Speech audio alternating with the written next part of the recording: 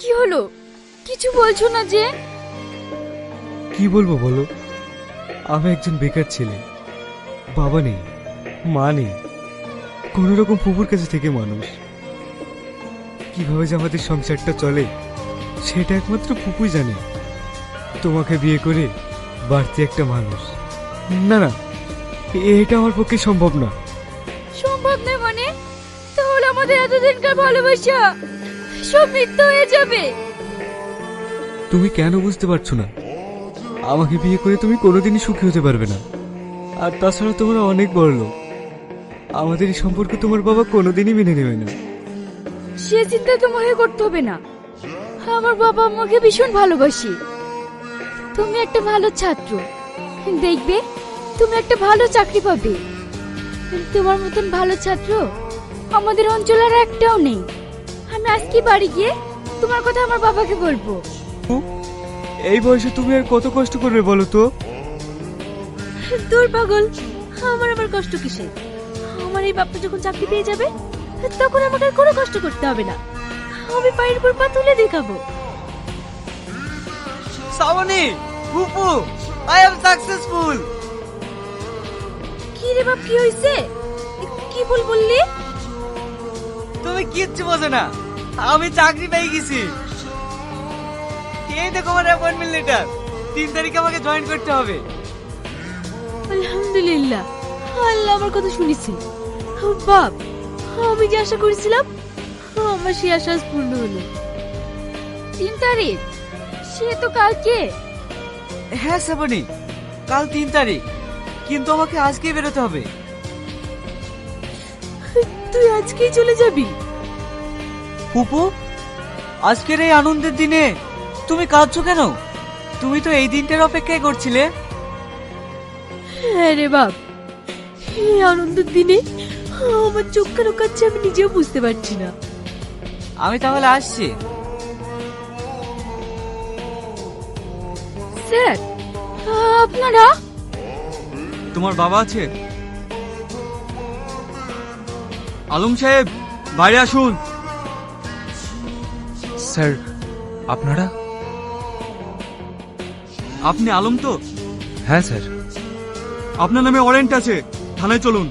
না, আমার বাবা নির্দোষ। দোষ না নির্দোষ সেটা আদালতে প্রমাণ করবে। আপনার মেয়েকে আমার ভীষণ পছন্দ, ওকে আমি বিয়ে করতে চাই। এ আপনি কি বলছেন? কি এমন খারাপ কথা বললাম? চমকে উঠলেন যে আলম বাবু? আমার মেয়ের বিয়ে তো হয়ে গেছে, আবার আমি? এ যে কেস, তাতে আপনার ফাঁসি হতে পারে। আর আপনার মেয়ের সাথে আমার বিয়েটা দিলে আপনি প্রাণে বেঁচে যাবেন। আমি না হয় এই প্রস্তাবে রাজি হয়ে গেলাম, কিন্তু আমার মেয়ে, ও শাহিনকে খুব ভালোবাসে, ওকে ছাড়া। ও চিন্তা আপনাকে করতে হবে না। আপনি যদি হুকুম দেন সে ব্যবস্থা আমি করে দেব। ঠিক আছে স্যার, তাই হবে। মারে, তোর বাবাকে একমাত্র তুই বাঁচাতে পারিস। আমি বাঁচাতে পারি মানে? কিন্তু কি করে? তোকে শাহিনকে ভুলে যেতে হবে, আর বিয়ে করতে হবে ওই দারোগা বাবুকে। না, এটা হতে পারে না। শাইন আমার শুধু ভালোবাসা নয়, আমার জান। ঠিক আছে, তাহলে পারবি তো তোর জন্মদাতা বাবার ফাঁসি দেখতে? মা, তুমি কি বলছো? তোর মা ঠিকই বলছে, তুই যদি মেনে নিস তাহলে হয়তো আমি। বাবা, প্লিজ বাবা, আমাকে একটু ভাবতে দাও। স্যার, এই ঘড়িটা আপনি কোথায় পেয়েছেন? আর এই শাড়িটা চিনতে পারছেন?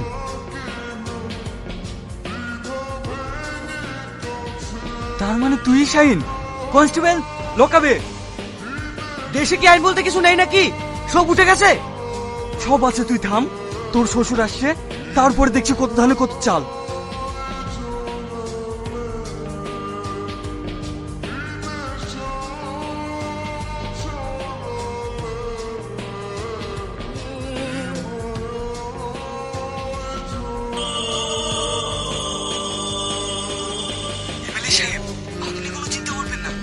পাখি এখন আমার কাছে।